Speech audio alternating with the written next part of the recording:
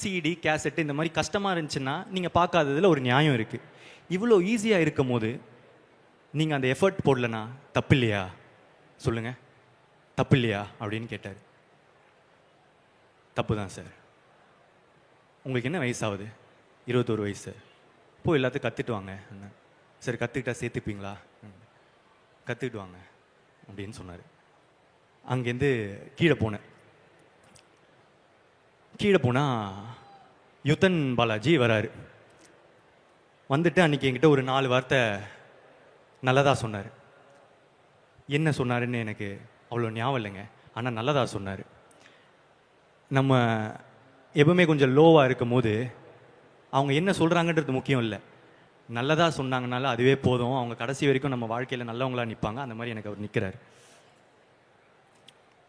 இதுலேருந்து நான் வீட்டுக்கு போகிறேன். வீட்டுக்கு போனதுலேருந்து அவர் சொன்ன லைன் எக்கோவாக கேட்குது. ஃபாரின் ஃபிலிம்ஸ் பார்ப்பீங்களா? ஃபாரின் ஃபிலிம்ஸ் பார்ப்பீங்களா? ஃபாரின் ஃபிலிம்ஸ் பார்ப்பீங்களா? ஃபாரின் ஃபிலிம்ஸ் பார்ப்பீங்களான்னு. ஸோ அப்போதுலேருந்து 1.5 வருஷத்துக்கு நான் காலையில் ஆஃபீஸ் போவேன், ஈவினிங் வருவேன். ஈவினிங் வந்துட்டு ஒரு ஃபாரின் படம், எல்லா லாங்குவேஜ், ஜெர்மன், ஃப்ரெஞ்சு, ஈரான், இந்த மாதிரி எல்லா இதுவும் பார்க்க ஆரம்பித்தேன். அப்போ தான் எனக்கு தெரிஞ்சது, ஓகே ஈரானியன் ஃபிலிம்ஸ்னால் ரியலிஸ்டிக்காக இருக்கும் போல், ஃப்ரெஞ்ச் ஃபிலிம்ஸில் எடிட்டிங் சூப்பராக இருக்கும் போலன்னு என்னோடய பெர்ஸ்பெக்டிவே வைட் ஆகிடுச்சு. நிறைய கற்றுக்கிட்டேன்.